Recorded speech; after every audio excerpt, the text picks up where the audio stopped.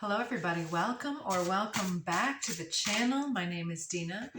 I appreciate each and every one of you stopping by, lending your energy to the channel to listen to the messages for today. First card out, we have Build Bridges under the deck, and the one that flew out is Clarity and Realization, and that is the Suit of Air. So it looks like there's a realization in some type of a disagreement or something that with Build Bridges, there's some type of, what is that, where you're a big divide between two viewpoints. And so it seems like there's some type of estrangement, I guess, is what I'm getting. I have a few pre-messages, and it kind of seemed like I didn't understand where everything was going. I've been getting this, I think it's called an analogy of spirits trying to show me this year of the wood snake in Chinese Lunar New Year, leading into 2026 as the fire horse, which is double fire by its nature. And it was talking about how this year is growth and strategy and pre-planning to set up the proper foundation for that fire to take off. And so I don't know if very many of you have built a fire, but I feel like those tuning into this message, it's coming through for a reason. So Spirit was like giving me these step-by-step instructions, and I'm kind of sitting here like, okay, humoring Spirit, writing this down. Like, what does this have to do with anything spiritual? And I guess it's the analogy is building the inner fire, the inner flame, the soul self, and our authentic, passionate self. And so there's something about the embodiment of this next phase, that being able to utilize our passion and our inner fire, our inner flame in the highest, best way possible for our needs is going to take this a little bit of what was coming in as a takeoff recipe.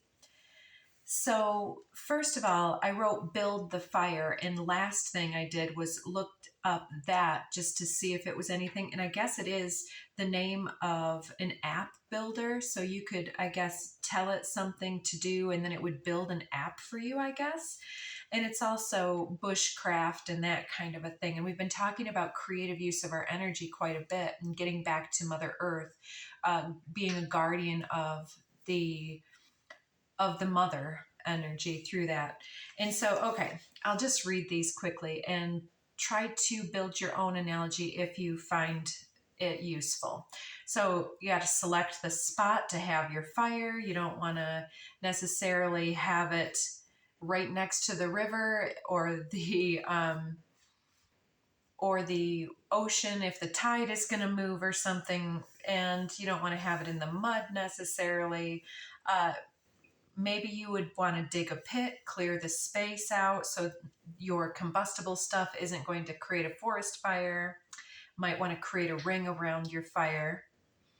I'm hearing Ring of Fire, that old song.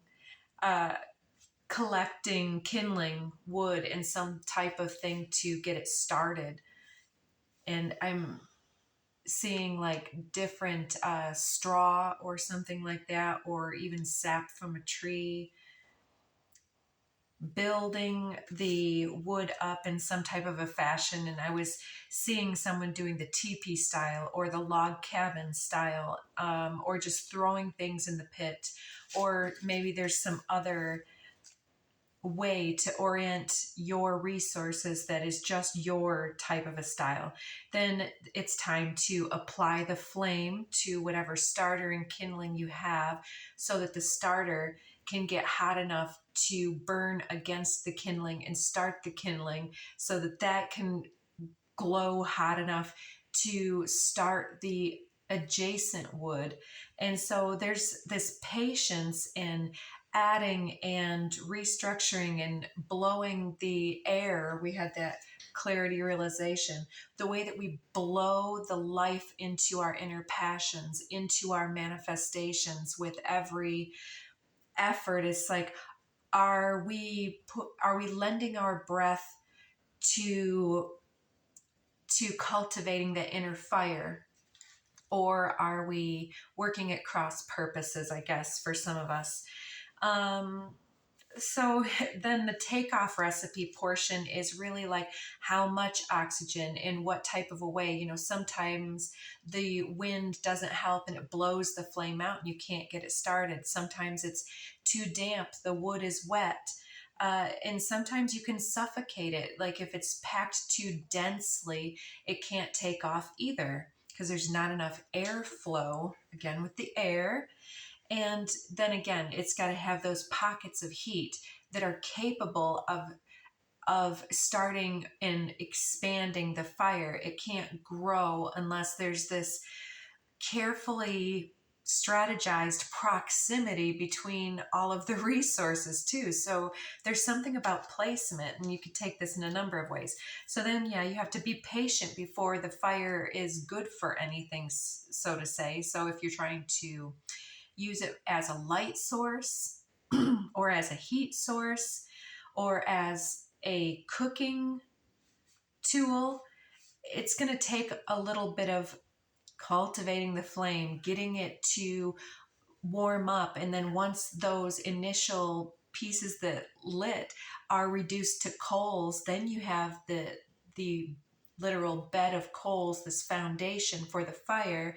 And then if you continue to supply the wood and stack it according to some type of strategy, those coals and ash and smoke, all of those things might be useful at different times. You know, like you could smoke fish or meat to preserve it. The ash could be nutrient dense and help with remediating your soil, fertilizing other things. And those coals, again, can be put to lighting other fires, putting in a pan, putting below a cot to warm your cot. But yeah, that smoke, there's both toxic smoke, it needs to be exhausted, and then the good smoke. And then I was getting smoke signals, an old way that we were told that they used to communicate from big distances. I don't know how realistic that is or if it was accurate. I was also getting the smell of good food and community and the sound of what was it? Civilization is the word that came through. And then I was hearing it as hearth or hearth for our Canadian friends. And I was stressing here the word art within hearth. And there's this symbol here. It's very small. Apologies for my writing. If anybody wants to see the whole thing, there's my beautiful chicken scratch and symbol language. This symbol was something that my Reiki instructor taught me with doing the symbol of the hearth as a way to come back to one's home. Back to, like, let's say you're traveling the cosmos, or let's say for some people, maybe you had a car accident or a jarring fall and your spirit kind of got jarred and is kind of kinked up. There's a way to somewhat bring that back into the temple, back into the sanctuary, back into the hearth and home of the material shelter, because there's something here about that sanctuary, the temple of the embodiment here, and the safe container for our spiritual self. So I was seeing too that this whole thing is talking about how the building the inner fire is synonymous with building our manifestations in the external world, and that foundation represents the environment that we cultivate around ourselves. The medium of the wood might be seen as the self, and the resources like the air and the fire and that type of things, all kind of going into this yin yang type cultivation of all that is. And so it's like Lao Tzu says, if you want to change the whole world, change yourself. I was getting that image. And something that a friend of mine sang for us the other day. I can't remember how it went. It was like group work, and it could be used for children or your inner child. And it was something like, hello, Dina. Hello, Dina. Hello, Dina. Something, something, something. But it was coming through earlier like, good girl. And I was speaking to my animals. So I don't want to say their name and get them all riled up while they're calm and sleeping. But it was like, it came through as good girl. Because of speaking with my pets. But then as I was singing it and getting them all loved up, it came through like, you can say that to all your pets. You can say it to your children, even if they're not there, if they're too mature for your childish song, and you can say it to your inner child. And so it was like, good girl, fill in the blank with your name. Good girl, viewer, I'm happy here with you. So it's something about that, about being like, I'm happy and safe here in my body. And it might sound super cheesy, but what we're doing is just affirming that my essence and my dreams and my beauty and my intentions are safe here with me, and that this is a safe space, and that I have my own back, which I feel like for some of you is something that you could repeat and repeat, because it feels like it's something as an emotional release coming forward. So I was getting with this too, there's a real need to organize several spaces within your environment, potentially like if you have a desk or a workspace. Also a creative space for yourself when you're going and doing things that are fun, and then a safe space, whether that's your bedroom, your bathroom, because that's cleansing and restful areas, and also something that is very nourishing, possibly your kitchen, but it could be other things for other people, especially if you have shared spaces like a roommate or a busy family environment. So organizing the creative space is a place for doing. The safe space is for just being and expanding and feeling and flowing. And then the nourishing space is for your vitality, to actually live and to thrive and to feed the soul on the material level, to feed the inner temple, so that it is a safe space for you. So then I was getting this image of a portal, like it was dark surrounding, and I was seeing myself stepping kind of over and through some opening, like this wormhole thing. And it was this midsummer, late summer day, and it was a golden hayfield having just been cut down. I don't know if some of you don't know what that looks like. You can look it up if you want, but it's just like this golden grass cut down and laying across the fields, because it needs to dry for a little bit before they have their machines come through and pick it up and put it into the baling system and make either cubes or round hay bales out of it and bind it and then do whatever they're going to do with it. So it was like stepping over this fence that kind of had gotten broken down. It was just tiny. And then there was in this hayfield, there was a scarecrow and there was a distant farm. And I was getting the essence of flannel all of this morning. And then as I was remembering flannel, I also was seeing handkerchief in the pattern specifically. So then it kind of moved to this image of a hunter that wears their own antlers.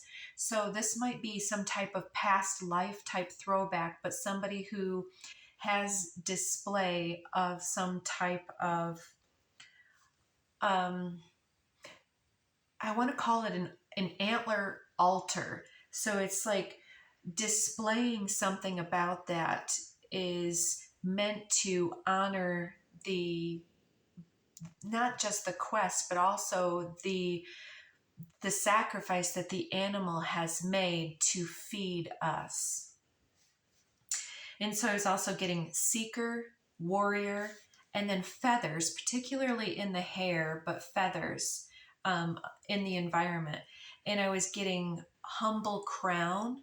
So something about the hunter with the antlers, something about humility and working with the earth being less prestigious, less of a reputation climbing type of a pursuit, right? And so it's very underestimated for some that it could be sacred, especially for those that are really into the consciousness of animals. It's a very tender subject for some, but it's also part of the heritage, hunting and gathering. So then I was gaining this imagery of, it appeared to be a woman in a skirt, and the word was windswept. So windswept, and there was like this song and this swaying with this wind and the dance and the reeds or the cattails or the grasses moving with the sway of Mother Nature. And then I was getting nature nurture in this way as a shapeshifter energy, working with, again, with that clarity realization is the air suit, that wind nature, and the hunter antler was more earthy. So not that this nature isn't earthy, but then I was getting also flowers, but it seemed like, was I pushing that? But it was like the flower crown again. So then it kind of broke to this scene of this ballroom scene where there were these almost strangers, but highly attracted, kind of coming apart and then coming back together in this embrace in the ballroom, like type of a thing. So a very romantic type of limerence type scene. But then as soon as I was like kind of giggling about how that was very romantic and it didn't seem to apply anything to this bushcraft and app building of this fire of building next year, then it started coming through with the Ballroom Blitz song. I don't know if some of you know that one. I had to look it up. I posted on the community page. You can see it on the posts. But it was giving this costume party, some zombie mosh pit, and some Alice in Wonderland past, present, future life crossover. And so there was something about this kind of chance meeting where it's like kind of sending off too many weird signals maybe to fit into one thing, but it was almost giving also for some of you somebody in the sidelines thinking that they were the one, and then somebody coming together, and boom, all of a sudden there's fireworks, there's electric, and everybody starts moving to this new song and dance, and yeah, everybody starts attacking. So I don't know. On the table, we have a few cards. We have, as I was doing some intoning, the evolving light codes, the star card popped out first. So there's something about using the throat chakra to create, to build and intend. It comes out with 61, Sword of Assertion, Paladin of Activations. So a knight energy, a movement chariot energy. So Sword of Assertion is taking action to bring something into fruition by our words and by speaking our truth, by affirming our value or whatever. I'm happy here with you. And then it comes through also with 28, Courageous Alignment, 7 of Light Codes. And 7 of Light Codes is all about this energy of being secure, being aware of everything coming through.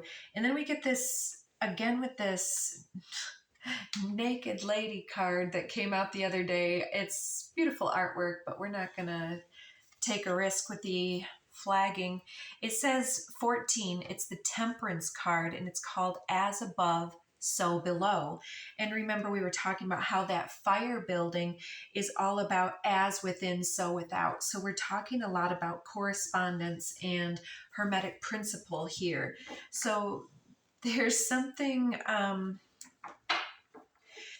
about that takeoff recipe that's being alchemized, and the way that we are able to be an expanding, ever infinitely expansive container for the vastness of spirit that wants to take up residence here, the consciousness that wants to be given space and time to manifest into beingness. So what can we get from our code cards? Let's get into it, guys. How are you guys doing today? The pre-messages did take up quite a bit, but I trust that. What is coming out for our viewers, please? Evolving light codes, assertion and courage. Solar plexus, that one came out twice yesterday. Underneath we have crown chakra as well. So there's something about taking back some sense of willpower to take assertive, courageous action here. So it's a doing segment here. Okay, now we're getting third eye chakra, and these two want to come out. The high heart chakra and the solar plexus chakra. So we're getting all of these, and I shuffled that other card back in, but this is very interesting. Radiant illumination. So we're getting some type of a chakra activation. This was also coming through recently with some type of a romantic endeavor. And since we had that whole ballroom scene, maybe there's something that's a little bit different. Okay, and we've got air on the bottom here, paradigm shift. So there's some type of remembrance here. I'm getting that there's a soul connection, some type of sacred remembrance being pinged from the universe here, where we're able to understand something in a new way, but I feel like it's a romantic endeavor. We get crown chakra again. It didn't matter that I put it back in the deck. It was wanting to come out. So let's see what else Spirit wants to bring out. Are we going to get all the chakras? And if we do, what does that say? So building this inner fire, I'm seeing somebody with the tree of life, working with the human design model and the reference of the tree of life and how we can climb the ascension ladder that way. We get this starseed elemental coming in the center, as above, so below. So you're bringing your starseed elemental energy here into this time and space.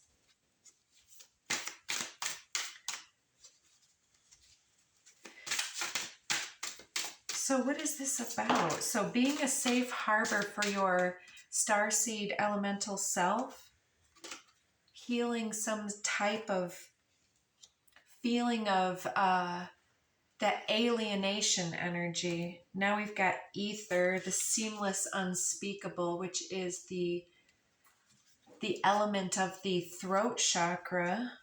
We've got universal love, freedom, magic, and dynamic. The dynamic one was what I was feeling when I see all the chakras coming out together. That's what I see as the dynamic card. So I'm going to split that. We'll put this ether card over here by the air. Below that is the unique gifts card, which keeps coming out, and the portal keeper card, which keeps coming out.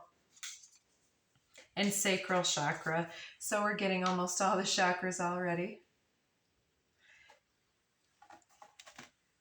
So yeah, there's this portal from the vision with all of the gateways that the chakra systems are. It's like I'm getting the imagery of all of the chakra systems as we build and cultivate the healthy flowing energy within each of the epicenters of our chakra systems and the corresponding emotional, mental, and physical releases and relearning and so on.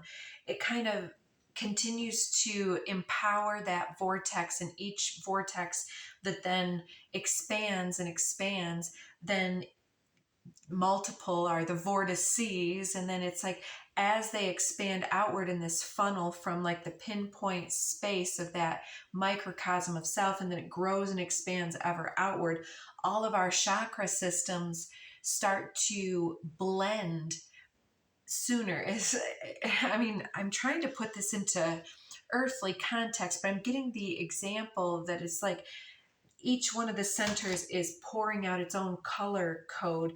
And then, you know how multiple cones, when they come together, does that make sense? Like two cones, two funnels.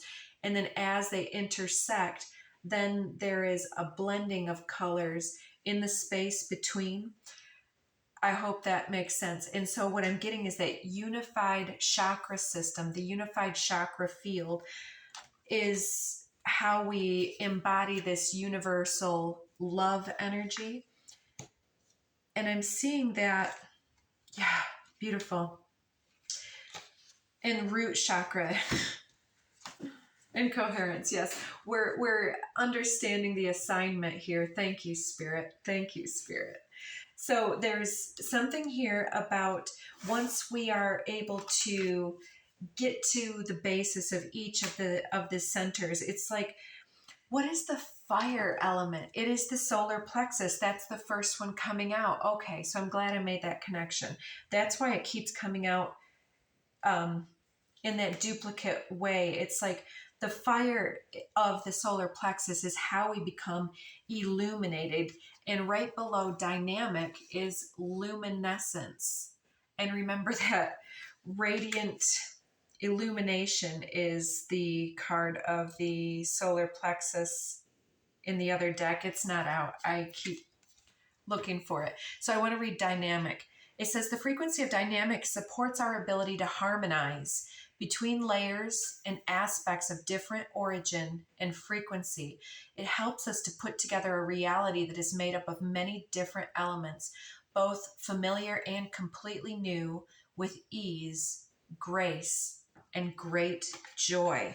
So we're healing the chakra systems here in some type of a way to gain some freedom here. I'm seeing that freedom card. I may as well take it out.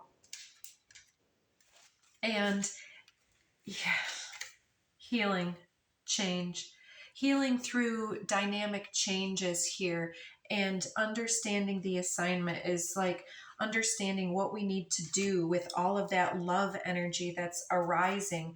And I believe that, yeah, in alchemy, that's exactly what we're working with here. It seems like we are working with some type of chakra energy, some light code information here, and the evolving light codes are it's like a different pitch. It's like a different octave. And so it's like you've been singing a song and then all of a sudden there's this new part of it that becomes revealed to you. And it seems to be happening with this correction of each of the chakra systems by building the light within. And it seems to right now want to have us focusing on that light energy at the will chakra. And what is that? Is it the spleen that corresponds? I don't have my cheat sheet here with me, but it's something also about sometimes like anger and fear versus love, is that threshold, that portal threshold that moves from the will center and is able to contact with the heart chakra. And so as we're building those fires up, it's kind of like giving this energy of as above, so below, as within, so without. So as we fix that from within, the outer rainbow iridescent energies that we've been talking about are starting to flow, and they're also lifting up. And so it's almost like this bubbling up with the courage and the assertive aspect of the self to support the voice in this new soul song. And as the portal keeper is giving that, whatever wounding and judgment or shame or guilt or fear that has been built into our DNA thus far has been cultivated in its own right, in its own time, in its own order. And the portal keeper is the one who is the guardian of the inner sanctuary and the inner temple. And as we weed out those bits that are creating any type of lower vibrational resonance or blocks, as we're weeding that out, we're not going to drop the seeds in the soil right there. We're going to put them outside of the garden wall, outside of the fence or something. So there's some big healing going on for us at this time. Before we get cut off here, what are we building bridges with here? Oh, it's the rainbow bridge. So the chakra systems, as they come online, that universal life force energy and the unified chakra field is both building our energy, our magnetism from the center to the outside, like the smell of good cooking, or the smoke that says that there is civilization and community lying ahead. It's like this foreshadowing, but it's also the above and below. And so it's ever rooted, ever anchored in spirit and earth. And so it is building a bridge, building that sacred ascension pathway to the higher heart and beyond. So yeah, we're building some kind of ascension bridge by honoring the inner embodiment. Pretty privilege. Okay. And what is that about? Your witchy ways or those of others. Censorship of your light. You've lost your muchness, someone says. You were much, muchier before. So yeah, I think there's a need to get back into that innocence. Looking at your pictures, maybe you're looking at your pictures from an earlier time and wanting to reunify with some type of a lost aspect of your practice or something. Getting the letters U, V, W, X, Y, Z, the end of the alphabet. And we're getting Wheel of the Year. You can take that in if there's any messages on that for you. Let the cycle play out. Stay humble and act now, because we're getting those activation codes. So that is center stage. All eyes on you that just fell out. And young male under the deck. So it may be about getting back to your innocent activator, and when you weren't afraid to take a risk, when you weren't fearful of rejection or abandonment, before you knew about judgment and so on. What would you do if you weren't worried about failure? Something wants you to get back into your assertive